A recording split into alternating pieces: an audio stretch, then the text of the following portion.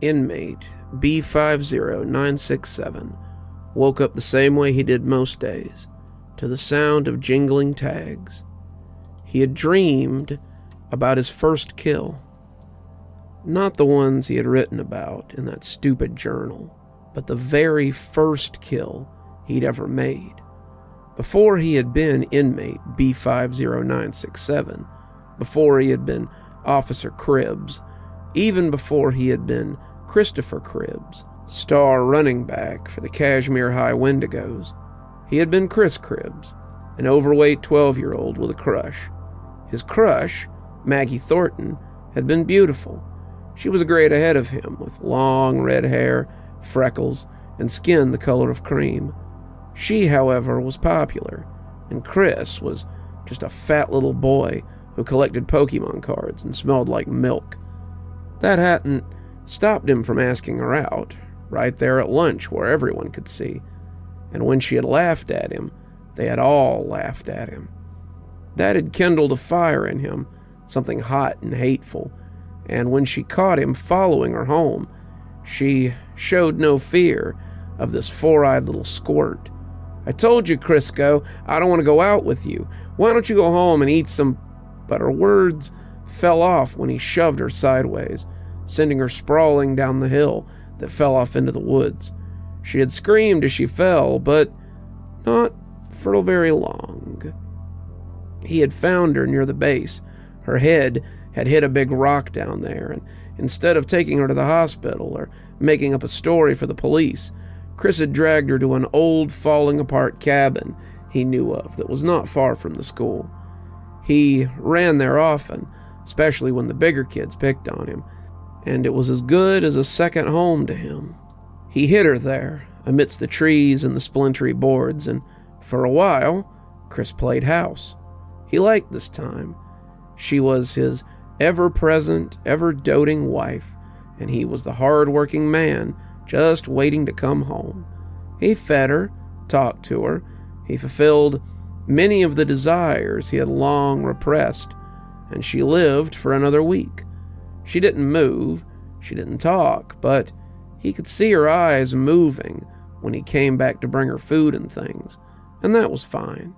He came twice a day, before and after school, and her eyes were always hopeful, always pleading, as he tricked himself into thinking that she was happy to see him. She was his first everything, and they experienced so much in that week. It was not, however, meant to last. He came home one afternoon, her eyes sluggishly flicking to him, and suddenly he was filled with need. He had thought about her beautiful face all day at school, and suddenly he wanted nothing so much as to have her again. She was filthy. He hadn't bathed her or changed her in a week, but he hardly cared. She was all his, and that was enough for him. He moved closer, intending to kiss her before they moved on to other things, but her eyes stopped him dead in his tracks. What he had seen had filled him with a rage hotter than the embers he'd felt before, and a deep and profound sadness. As she lay there, her eyes boring into him, he had seen her hate, her disgust, and her wish for his death in her perfect green eyes. How could she feel like this? He had saved her, taken care of her, and this was how she repaid him. Oh, sure, she could flirt with Kevin Jacobs or Kendrick Hedges. She could tease any member of the football team or any of the baseball boys, but she couldn't summon up the time of day for Chris Cribbs. Suddenly he felt his rage matching hers. Well, if that was how it was, then he decided that she could just try her luck without him. She was beginning to stink anyway, and he left that day and never came back. He thought about it a few times, but he made himself stay away. She didn't deserve him. She was nothing but a whore. That's what his father called them, and he had just realized it. Maybe she died there, maybe she didn't, but to his knowledge, they never found her body, and she remained a missing person to this day. Sometimes he wondered if her bones still sat in that house, the only resident of a dilapidated ruin. It was probably just rotten wood and pine needles by now anyway. Something pawed at his face, the jingling getting louder. An inmate, B50967, opened his eyes to see the old orange tomcat standing on his chest. "Good morning, Hermes," he growled, scratching the cat behind its remaining ear, like it liked, as he reached beneath the collar for his next list of orders. The first note he'd received, the one that had told him about Peter Remy, had told him the cat's name, though most inmates just called him Old One-Ear. Hermes seemed a fitting name for something that served a god of death, ushering souls to the underworld through these little slips of paper.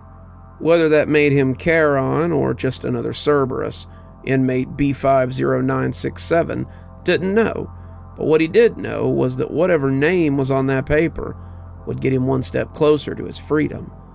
He unrolled it, stared at the name, memorized it, before flushing it down the toilet. Mackenzie Daniels, E2, 14 low. Blonde man, beard, 5'7", Jesse tattoo on his upper arm. Jesse tattoo on upper arm.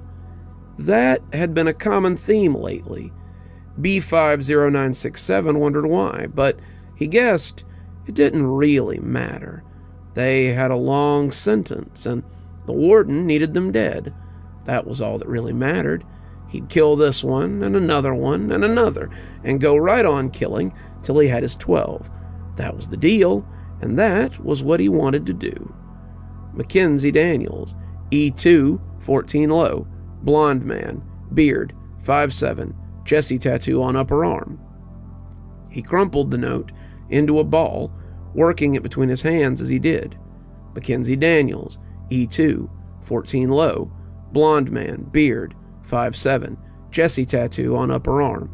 He tossed it into the toilet, repeating the information like a mantra. Mackenzie Daniels, E2, 14 low, blonde hair, beard, 5'7", Jesse tattoo on upper arm. He flushed the toilet as the lights came on overhead, signaling another day in prison. B50967 dressed, strapping his knife on in a place where it wouldn't be noticed. He had altered his pants just so, getting the pattern just right so it wouldn't be noticed unless someone was searching him. It was no different than arming to go into public, and as long as nothing looked amiss, then no one would stop you. He had a knife on his left side, a knife in his right waistband, as well as a secret pocket high up on his left inner thigh, where most COs wouldn't search. This was where he kept his important things. He had stolen a key from one of the maintenance guys, a key that would open most of the doors on the dorms, as well as some chemicals to make components that would blind people or choke them up. He had these hidden in that pocket, out of sight, but still close, and he suspected that he might need them to kill inside E-dorm again.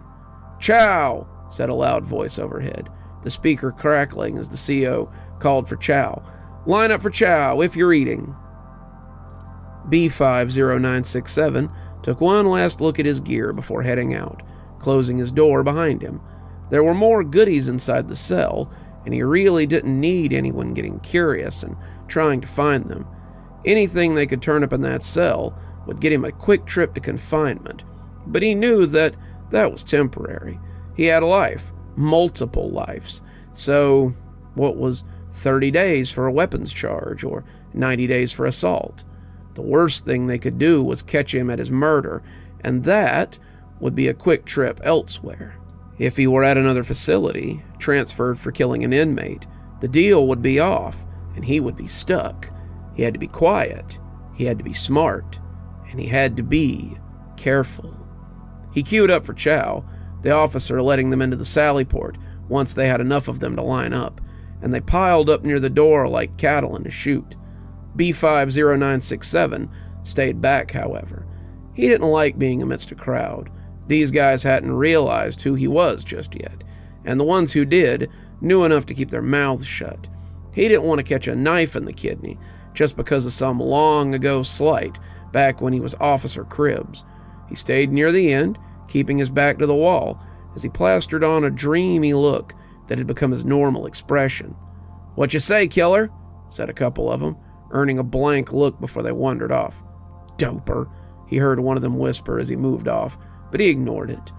B50967 didn't let it get to him. Let him think he was a doper. It had helped him kill Peter McCormick. Peter had been with this little group he was trailing, but he had also been fond of selling drugs on the side.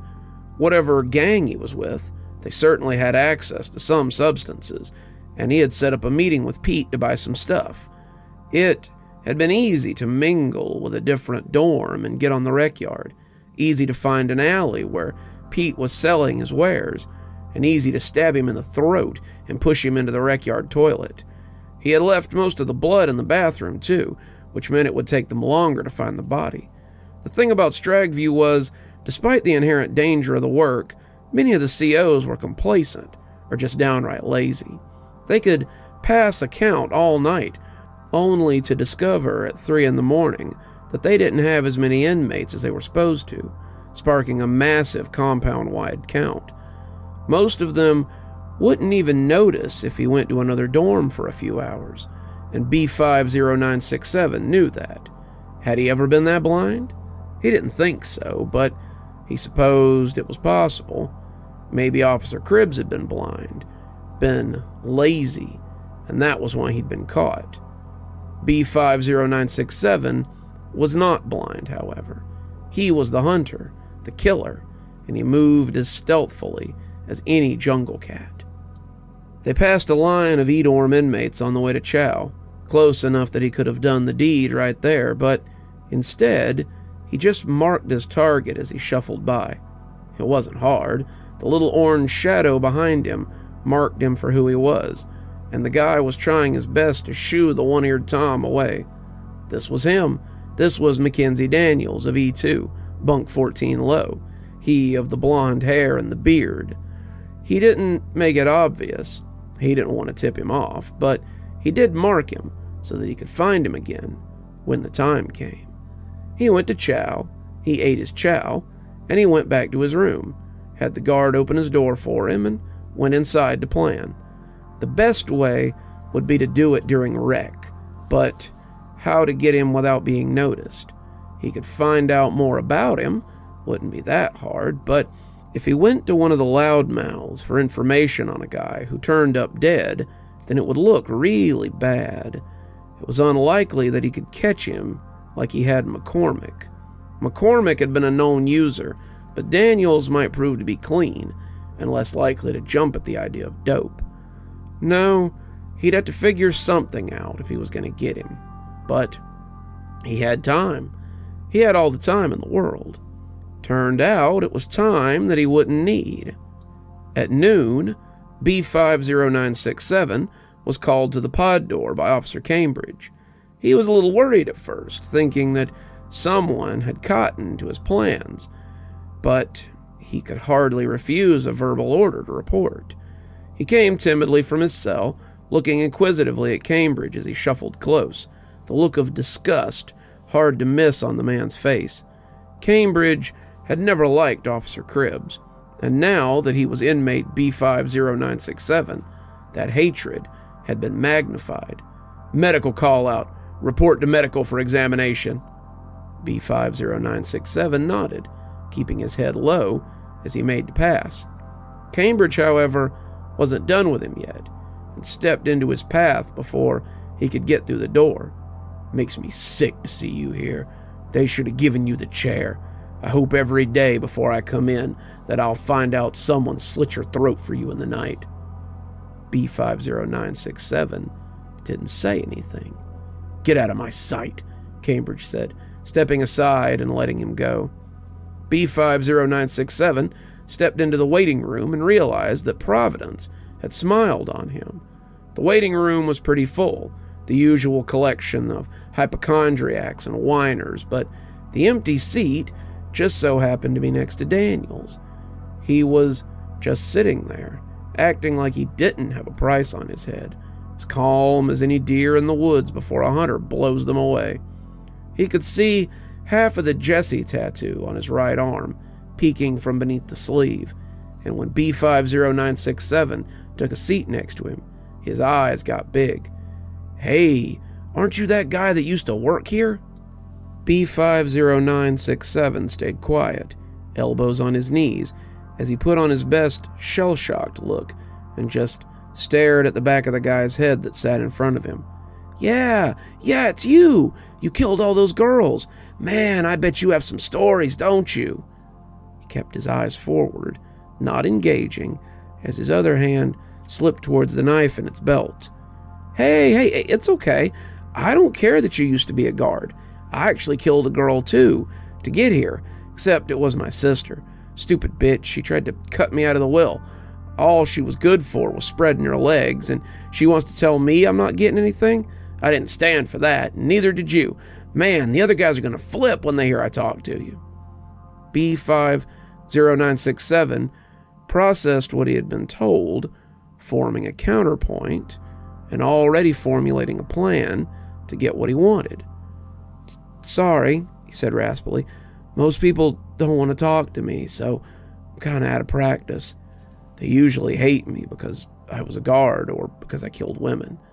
Nah, I get it. Sometimes they just need killing. They don't know their place, and yeah, you know?" he said, smacking a fist into his palm. Yeah, B50967 said, looking away. I get it. Sometimes people just need someone to give them what's coming to them." They talked for a while, B50967 mostly just nodding. Daniels seemed more than willing to fill the gaps in the conversation. He had only killed one person, but it seemed he had thought about killing others. His mother, his girlfriend, some people at work, many others. As the room emptied out, slowly but surely, and as it did, B50967 excused himself to go to the bathroom. He came out a few minutes later, the needle carefully tucked between his fingers. This would have to be smooth, but he knew he could manage it. "Daniels, E52369, called the nurse, and as Daniels got up, B50967 stepped past him, saying it was good to meet him. "You too," Daniels said, extending a hand for a shake. "Like I said, my friends won't..." But he pulled back, hissing as the needle pierced him. "What's wrong?" B50967 asked, pulling his hand back as the man shook. "Nothing," Daniels said, sucking the spot on his hand. "Must have gotten a static shock or something. Take care, my friend," he said, walking off to the counter as B50967 resumed his seat. He was still sitting there when someone yelled from the back, and another called a medical emergency code overhead. He had already dropped the needle by then, so they wouldn't find anything to link him back to the poisoning. The needle was from a hypo he had managed to get his hands on, and he had loaded it with enough fentanyl to kill a grown man. He wondered what they would make of it when they did a tox screen, and figured Daniels would probably be dead before the response team got there. He had heard of less killing people faster, and he doubted that they would think to use Narcan on him before it was too late. When the guard came to take the rest of them out, saying medical callouts were canceled, B50967 got up placidly and followed them out. 3 down, 9 to go.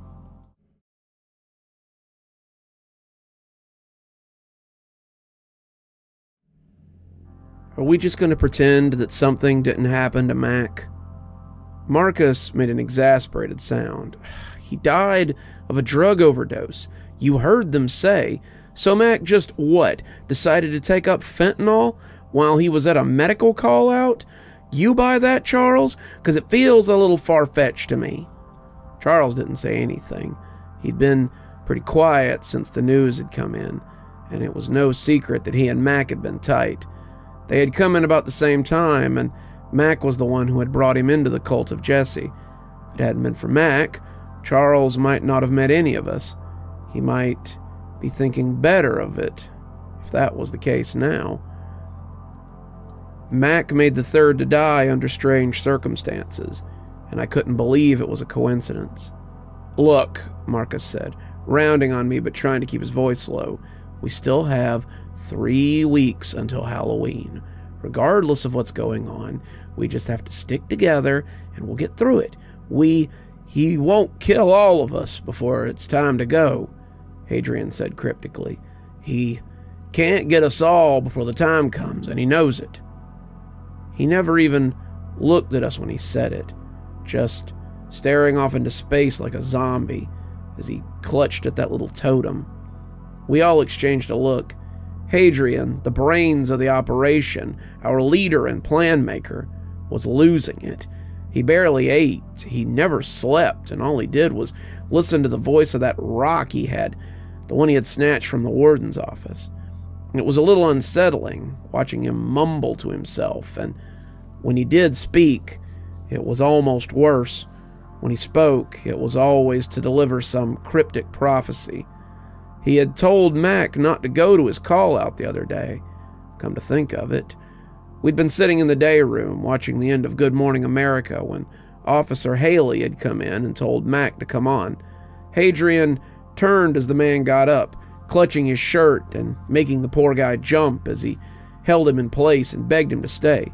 "Danger lurks in that place," he had whispered. "If you go, it's certain you will never return." Mac had shrugged it off, telling Hadrian that he'd be fine, but then he had died of a drug overdose right there. Whatever Hadrian had there, it had been right about the things it showed him. "He who?" I asked. "Who is he?" Hadrian looked lost, like he was trying to find something he had lost track of before, finally whispering, "I do not know. I cannot see him, but he sees us." Marcus sighed. "Don't encourage him. We need to stick to the plan. We still need the candle, and it's gonna be the hardest bit to get." "Don't worry," Frank said. "I got it worked out. I know a guy in the kitchen who's sneaking me fat off the pork chops and grease from the meat." "Grease and fat? What good is that gonna do us?" Charles asked. "Fool, don't you know nothing? Candles are made out of tallow, and that's fat. And grease, well, we can supplement for what we can't get. My brother and I used to make candles out of it when we were little, to keep warm when Daddy would drink up the power bill money. Doesn't make heat real well, but it does make light, and that's all we need, I assume." Marcus looked at Hadrian for a moment, hoping he would add some wisdom there, but when he got nothing for his effort, Hadrian told Frank that sounded fine. So long as it lights, it should work. "We need to stay put," Hadrian said suddenly. "If we go out there, we need to go in a group. He can't get us if we're in a group. Safety in numbers. Numbers are best. If we stick together, then we will be safe." He went right on mumbling to himself as we turned back to the TV, trying our best not to notice as he slowly deteriorated. It was a sound plan, however, and we decided to adopt it. Whether it was going to meals, going to rec, or even just moving inside the dorm, we all went in a group. We probably looked a little silly, but no one commented. Seemed like everyone was grouping up these days, and it had a lot to do with the people getting killed. They seemed to have accepted that Mac had been part of that too, and everyone was on high alert as we moved deeper into October. A couple of days passed with nothing of note happening, and when one of the guards came to see us on Friday night, the same one that had got us into the tower, even Hadrian noticed how ragged he was looking. His hair was a mess, his uniform disheveled. His eyes roamed the day room like he expected to be attacked. "I don't have long," he said. "I have found a way to get you guys into the graveyard on Halloween, but it's going to be extremely dangerous, and you have to be ready at 11 o'clock. This is going to be quick. It's going to be dirty, and you may not like what you see while you're doing it." Marcus and I shared a look. "What do you mean?" Marcus asked. I can't say, but the route we're taking is through the Bone Way," Hadrian whispered, before breaking into a snickering fit. "He's taking us through the tombs and into the Bone Way." The guard looked at him and seemed to weigh again the benefits of helping us. "What the hell is wrong with him?" "Nothing," Marcus lied. He's just a little stressed out at all the preparation for the raising. He'll be ready when the time comes, don't you worry. The plan is sound, right?" The guard nodded, rising from the table as he noticed the officer return from break. "I'll be in touch. Stay safe and stay together." "Don't tell me you think something's targeting us too," Marcus said with exasperation. "It's not a coincidence that 3 of you have died. Management may be putting the idea out there that the deaths aren't connected, but it's not hard to see a pattern here." So, that's what we did for the next 4 or 5 days. We left the dorm only as much as we had to. We stayed in a group when we did, and we didn't take needless risks. No one had any call-outs. None of us had a prison job to go to, and we mostly just watched each other's backs. The only oddity seemed to be the attention of the big orange cat that had taken to following Charles around. No one had ever seen the cat become so interested so quickly in so many different inmates, but the fact that he'd been following those who turned up dead wasn't overlooked either. People had started avoiding the cat and stopped feeding it scraps when they left the chow hall.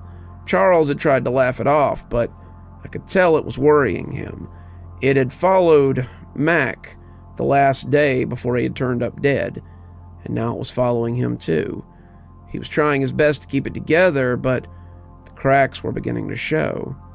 The second week of October went by mostly without incident, and when Saturday came, we felt relieved to have come 1 week closer to our goal. As we lined up for chow, I noticed we were 1 short, and I turned back to the dorm to see Charles still bundled up under his covers. I took a step towards him, meaning to wake him up, but Frank told me to leave him be. Charles had been stressing over the attention of old One Ear, and if he wanted to sleep, we should let him. I doubt anyone's going to attack him while we're gone, and if he wants to stay inside the secured dorm, behind the locked doors, then that's fine. I didn't want to leave him, but I nodded and went to breakfast with the rest of them. Frank lingered around the food window when it was his turn, drawing a shout from the guard, but when he came to sit down, he was all smiles. "I got the last of the grease. I should be able to finish the candle tonight." "Wonderful," Hadrian said, his food mostly untouched. "After that, we have everything for the ritual. We just have to outlast whoever is killing our group." Marcus started to say something, but Hadrian spoke over him. I know, Marcus, that you do not put a lot of credence into these killings being linked, but someone is targeting us. The guards can see it, so why can't you?" "Because we've been careful," he said, though it sounded lame to me as well. "Because I don't think anyone could guess our motives. How could anyone know to target us? It's just..." He searched for something, but couldn't come up with it, apparently. "And yet they are. The totem has told me things about the warden and the prison that lead me to believe that none of it is too out of the ordinary for this place. The warden likely already knows we took his things, but he cannot find where we have hidden them, so he's forced to act through a proxy. As long as we act smartly, there is nothing he can do to us. We act within their rules to break them. In that way, we are untouchable." I nodded. This sounded like the old Hadrian I'd known, and I was glad to see him return. We came back to the dorm, ready to plan, and Marcus told me to go wake up Charles. He slept in late enough. He could be of help here.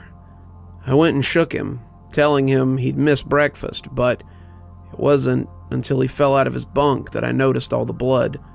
The wool blankets we use had soaked it up, drinking him dry as he died, and I stepped away as he began to leak on the floor.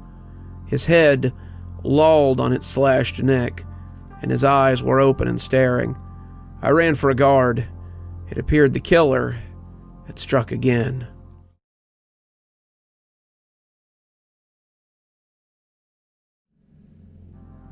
No one knows how they're doing it, but someone is sneaking in and out of the dorms at night without being seen. I heard it was a ghost, one of many ghosts that haunt Stragview. A ghost? Boy, you'll believe anything, won't you? Ghosts don't cut people's throat in their sleep. It's probably one of the guards, or one of the ex-guards. B50967 could feel their eyes shift to him, but he kept sitting at the table in the day room playing solitaire. The murder of the week before had been all that they had talked about for the last couple of days, and it was becoming tiresome. Nah, couldn't be him. That dopehead never does anything but sit around and mope. Whatever killed these guys has some flair, some ice in their veins, and whatever sand that one had tumbled out when they caught him. As he played, B50967 planned his next move. Charles Lamorne had been easy to kill, the easiest yet by far. B50967 had observed that his target never left outside without a group, and that he never took any risk or talked too much to anyone. He wouldn't catch him as easily as he had caught Daniels or McCormick. No, this one would take some work. He had taken some risks to get him. He had slithered out the fire door in the dorm, something he knew he could do without getting caught, crept into the dorm while the guard on shift talked on the phone. E-dorm had no trip sensor in the door, but it did make a lot of racket if you weren't careful. While the guard jabbered at someone equally as bored in a different dorm, B50967 had crept amongst the sleepers and found the one he wanted. Lemoyne had opened his eyes as he opened his throat, but he had cut just right, and he hadn't made a sound as he pulled the blanket over the top of him. That had been 4 days ago, but he already had another target, and this one would make number 5. Frank Weiss, E2, 18 low, salt and pepper hair, 6'2", Jesse tattoo on chest. He'd seen the man, and the cat had seen the man, but old One Ear had only been able to tail him for a little while. Hermes was walking with a little limp these days because after the second time the cat had trailed him, the rumor was that Frank had punted the cat across the yard. The guards hadn't done anything, it was just a stray cat after all, but B50967 was sure that this had painted a target on the man's back as far as the warden was concerned. The health of Hermes, however, was secondary when compared to the increased security around Frank Weiss. They had moved in a cluster when he had been tracking Charles, but now they never seemed to go anywhere. The group had been absent from chow, canceling or refusing any call-outs, and hadn't even gone to rec in the last few days. They had likely been living off canteen food, but they couldn't subside like this forever. If they wanted to keep up the standard of living they were used to, they would have to go out, they would have to get supplies, and they would need to conduct business. Now it appeared that B50967 would have to go to them again. The problem was that after 3 murders, the compound was on high alert. Extra hands had been brought in on each shift, and the eyes watching the compound were many. The chances of getting caught would be high, but what else could he do? He had to get his target, and something new had come up as well. Hermes had come to him this morning, walking a little less stiffly, and given him a message that spoke volumes of the warden's intentions. He was getting desperate. B50967 could see it in his words, and this note had been the first to contain a timeline. Something is going on with your targets. They are preparing for something, and my sources tell me it may come to a head on Halloween. I need you to move your timetable up, or the men I need eliminated may move beyond your grasp. Get it done, but be smart, and destroy this after reading. B50967 had flushed it right away. He was no fool. He wouldn't just leave evidence around for someone to find. He hadn't killed so many without being smart about incriminating himself, though not as smart as he had thought, apparently. He picked up his cards and went to his cell as they called for evening chow. There was nothing else for it. He would have to risk it. He stayed in that night, preparing for his job, and when the lights went out, he knew the time would soon be right. He kept watching the clock, waiting for 11:30, but he also kept a watch on the bubble that sat above the quad. There were still 2 officers there, something that hadn't happened in a while, but he knew that pretty soon the sergeant would leave, and he would be able to make his move. Once the sergeant left, the officer who stayed would get comfortable and doze off, figuring he didn't have any reason to keep a close eye. All his charges were tucked in tight, and they wouldn't be out till breakfast. 11:40, 11:45, 11:50, 11:55. Midnight came and went, but as the sergeant came down for a round, he saw him head out the front door after finishing the last quad and not return to the station. B50967 looked at the clock. It was only 12:10, and he could make it there and back before the sergeant returned for another round. He glanced at the station and found it empty. The officer had gone to the bathroom, it appeared, and so he keyed the door with the paper jam he had made and made his way out. The quad was full of snoring and light breathing, but he passed unremarked as he went to the back door. The key slid in, and he was out before the man came back from the bathroom. He had 45 minutes on the clock to stick someone and come back before he was missed. Plenty of time. He snuck through the darkened grounds of Stragview, careful to avoid the well-lit areas like the sidewalks or the fronts of dorms. He was familiar with the few cameras that dotted the yard, and he was careful to give them a wide berth. His dorm wasn't terribly far from E-dorm, but it did require him to sneak in front of the fence for J-dorm, the abandoned death house. J had been closed about a year after he had started at the prison, and there had never been any definitive answers as to why. He didn't know where the prison was keeping its death row inmates now, but it certainly wasn't in there. The building loomed behind the fence like a haunted house, and sometimes at night you could see strange lights from behind the windows. Inmate B50967 would freely sneak into almost any dorm, but the death house was where he drew the line. There was nothing in there that he wanted bad enough to risk his life. He was coming around the fence that closed off the rec yard, E-dorm within sight, when the side door suddenly opened. 2 people stepped out. One of them was the sergeant that he had been waiting on to leave before he stepped out, but the other, to his surprise, was the man he'd been hunting this whole time. It was hard to tell in the light, but the build was right, and he had the salt and pepper hair that the description had given him. Inmate B50967 felt like he had been given another lucky break. He wondered if it was Providence or something darker that kept putting these men under his hands. They walked towards the yard, and when the sergeant took out his keys and opened the gate, inmate B50967 pressed himself against the fence.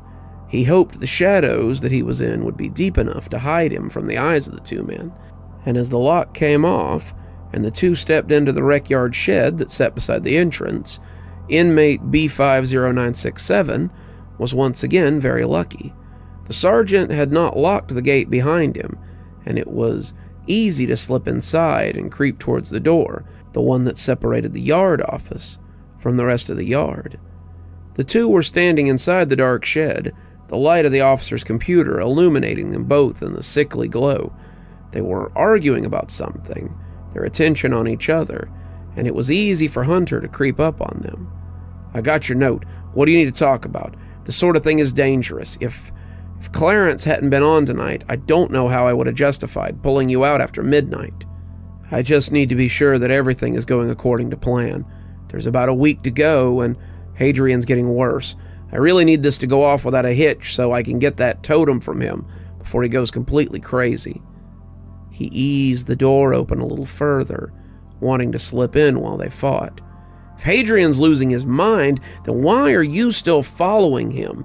This is dangerous enough as it is. I don't need to be throwing in with some inmate with a screw loose. Hadrian is fine," Frank said, a little defensively. "It's that totem that's making him nuts. He won't let go of it, and it's always whispering to him. He says he needs it for whatever it is that we're doing here, and that scares me even more. Have you heard anything from the warden's people? Do they know what's going on here? A little more, and he'd be able to slip inside. Just a little wider. If they do, they haven't said anything to me. I'm eager to get this over with, though. I don't like this, and I don't want to get tied up in this when the warden figures out what happened. Then do your part and move on. Hadrian has already said you'll be rewarded for your efforts, and you'll just have to... Providence, it seemed, had abandoned inmate B50967. The door creaked on the last few inches, and both of them turned to look at him as he crouched in the doorway. The inmate he'd been talking to shrank back, clearly not wanting to be noticed, but the sergeant became indignant. He didn't reach for his radio, he just balled his fist up and stepped towards inmate B50967. What in the hell are you doing out of bed at this hour and on the rec yard to boot? How did you get here? I got a good mind to... But he stopped talking when the hunter slid his knife into him. He kept on sliding the knife into him until the sergeant went down in a puddle of his own blood. He was twitching and gurgling, and inmate B50967 was pretty sure that he had hit something in the lower intestine. He took out a rag from his pocket and wiped down the handle of the blade. Then he turned to Frank as the man cringed in the corner. Wait, don't, I can help you. We can... But the hunter didn't care. He stuck another knife in Frank, and by the time he was done, he had stabbed both of them about 50 times. It wasn't until he was dragging Frank over by the sergeant, making it look like they had killed each other in a fight, that he realized it wasn't Frank. He didn't know the man, but he was around the same size as Frank and had the same salt and pepper hair that had led to the misidentification. He believed this one might be called Marcus or something like that, but it didn't matter now. He staged the scene, putting the prints on the knives, and then made his way back to the dorm before he was missed. He supposed he had time now. Wasn't like the sergeant was going to come and catch him out of bed, was he? He was back in his bed and sound asleep by the time the alarm had been raised. When Frank or Marcus or whoever couldn't be found at the 3 o'clock count, they had raised an alarm and an emergency count had been called. When the sergeant also couldn't be found for the count, the compound had been checked and rechecked. They didn't find them until damn near dawn, and that raised a new alarm. The going story was that the Sergeant Thompson, was the one killing the inmates, and that Marcus had just managed to get the better of him when he tried. It was all over the compound, and B50967 was hoping it might help him go unnoticed. When he came back to his cell after being dragged out of the day room and counted for the half-a-dozenth time, Hermes was waiting for him. The note under his collar made him sigh in relief. Marcus Green was on my list already, so kudos on the kill. I will even give you credit for Sergeant Thomas, the traitor that walked amongst us. You have 3 to kill next, and something to take into custody for me. I need Frank Weiss, Hadrian Caravel, and Gabriel Smith, all of them from E-Dorm, eliminated before November 1st. Hadrian has an item, a totem made of rock, that you will bring to me as well. Do this, and there will be only one more kill between you and freedom. Do not disappoint me. B50967 flushed the note after reading. He would not disappoint.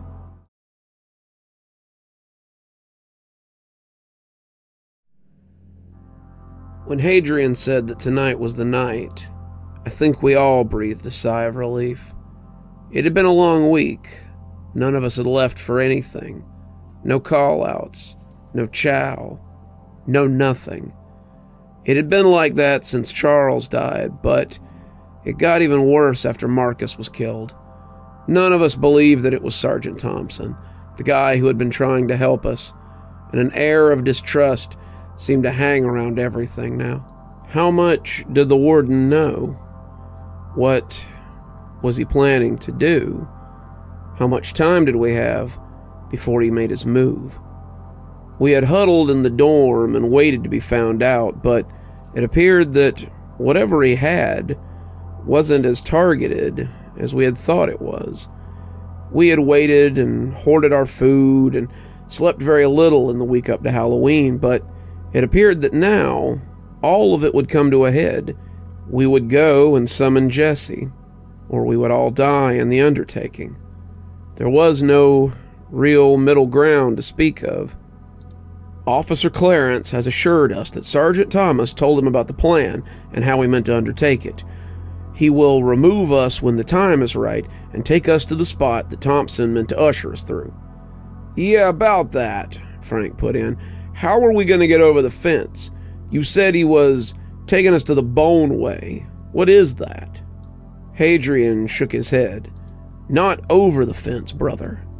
Under the fence. Under the fence? Frank asked in disbelief. And how would you suggest we do that? We supposed to dig a tunnel in one night? A little faith, brother. We will not be the one digging the tunnel. The tunnel has already been dug. By the warden himself, no less. Then if he dug it, ain't he gonna know that we're in it? Hadrian was getting tired of the questions.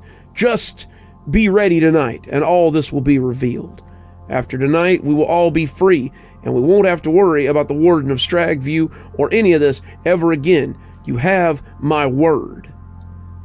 Frank looked like he wanted to say more, but I put a hand on his shoulder and told him to just trust Hadrian. He hadn't steered us wrong so far, so a little more trust was all we needed.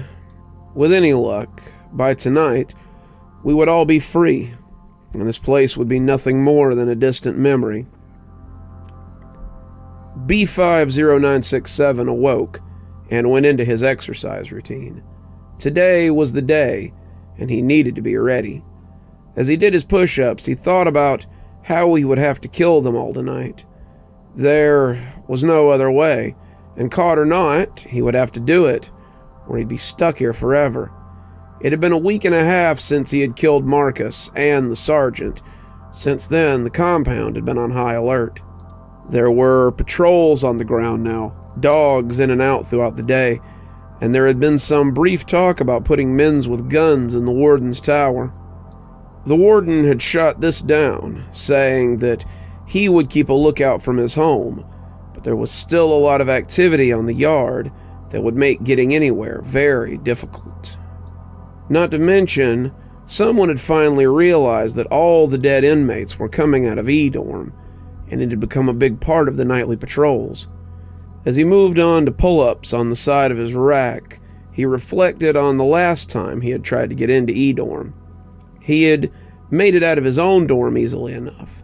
They weren't watching the high-security dorms as closely as they were the ones with the bunk beds, but he had only made it to J-Dorm before a patrol had nearly caught him.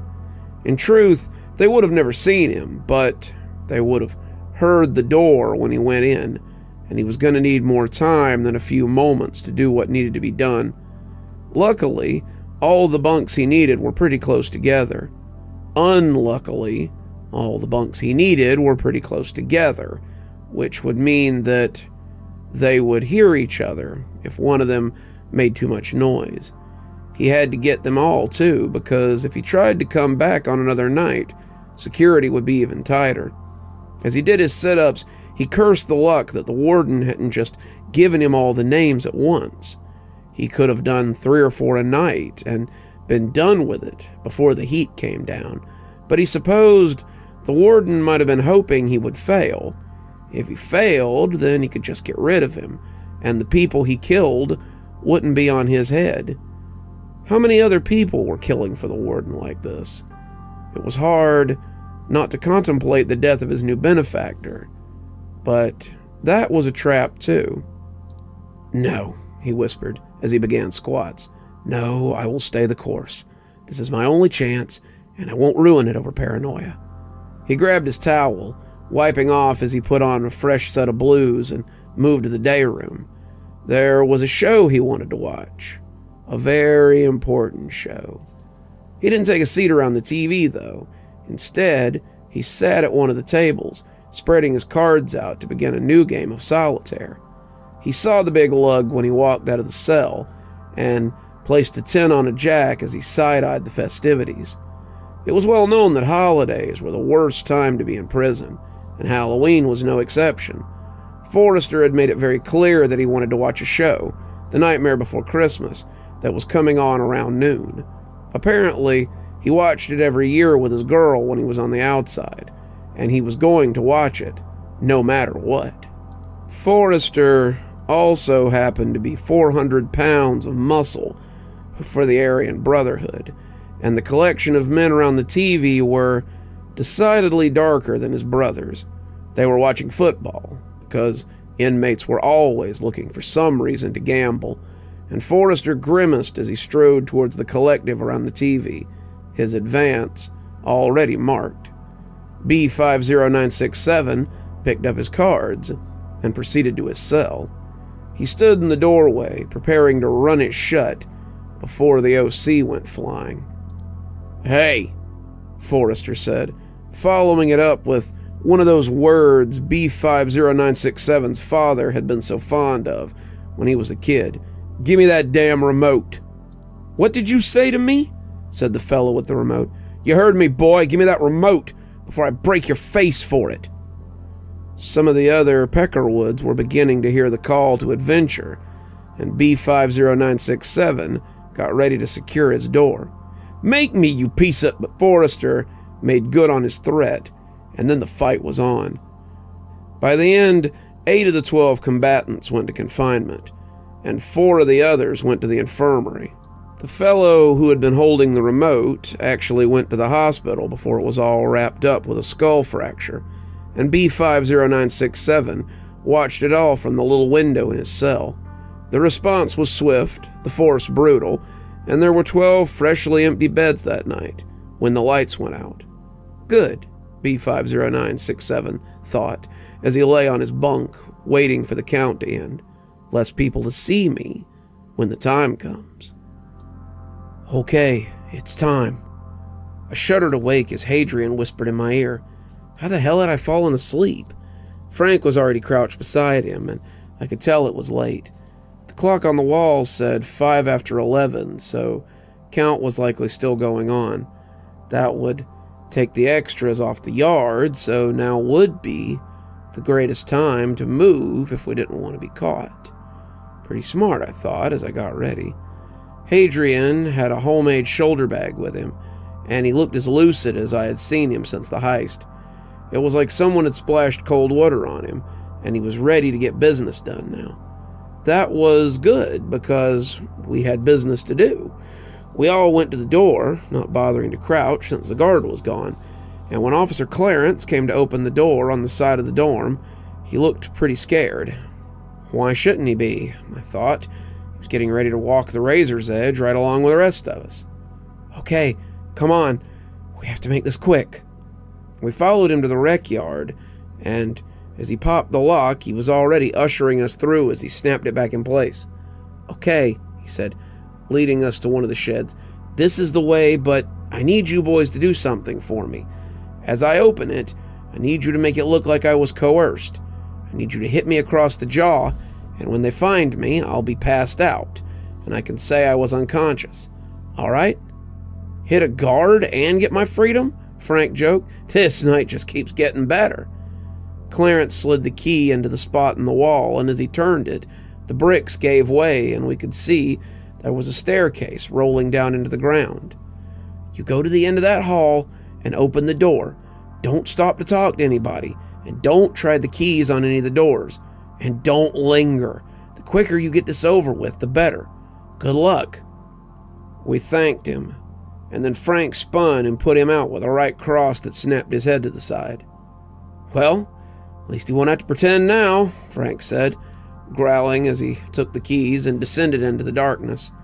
The Bone Way, as Hadrian had called it, turned out to be a prison beneath the prison.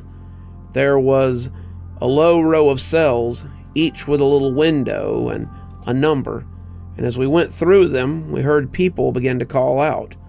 Some of their voices were low and raspy, others were gurgly and not at all human, and a few spoke languages we didn't know. We didn't linger, but I couldn't help but glance around. There were people down here, people who looked normal enough, but there were others who were deformed or downright alien. We passed a guy with worms coming out of him, a guy with ice for skin, a guy who yelled about rats, and an old guy, I thought, might be asleep in the middle of his cell. We passed them all, stopping for none of them, and when we got to the door at the far end, Hadrian opened it to find a stairway leading up to a hatch. The hatch opened up by a maintenance shed outside the fence, and we felt the air of the free world for the first time in a long time. "Come on, no time for dawdling," Hadrian said. We snuck around the perimeter, dodging the headlights of the chase vehicles as they drove around the prison. It wasn't hard. We really just had to wait until they went to the other side of their route, and soon we were standing beside the little fence that made up the graveyard. There were no inmates in the cemetery. Inmates were buried elsewhere. This graveyard was for the honored dead, staff who died honorably in the line of duty, if their families permitted, were laid to rest here. And since Jessie hadn't been claimed by her family, she had been put here when she died.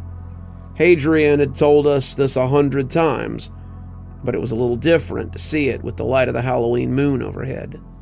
Her grave wasn't hard to find.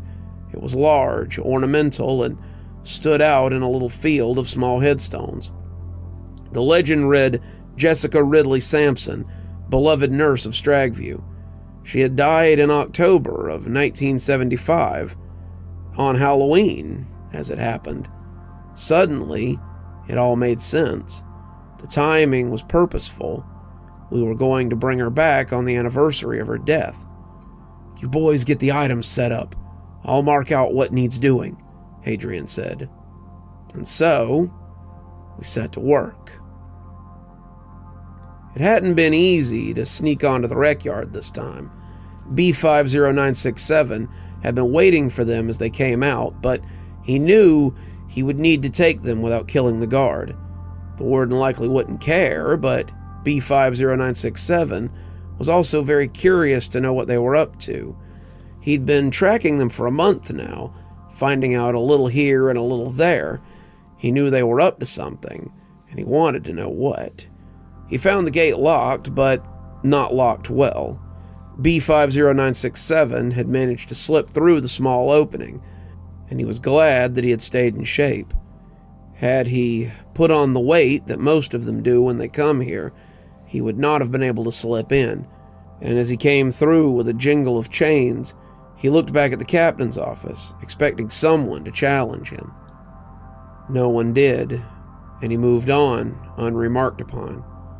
B50967 went into the room, the same one where he had killed the sergeant and Marcus, and found another officer laying on the ground. He bent down to check the man, thinking he might be dead, but he was only unconscious. He thought about killing him for a moment, but decided against it. There was nothing to gain from it, and the warden hadn't greenlit it. He proceeded down into the shadowy opening, something that interested him more than the unconscious body, and found the answer to another Stragview secret. B50967 had found the under prison, the one people whispered about, and no one quite believed existed. He passed the rows and rows of cells, stopping at one as he heard the scratch of something being carved into the wall.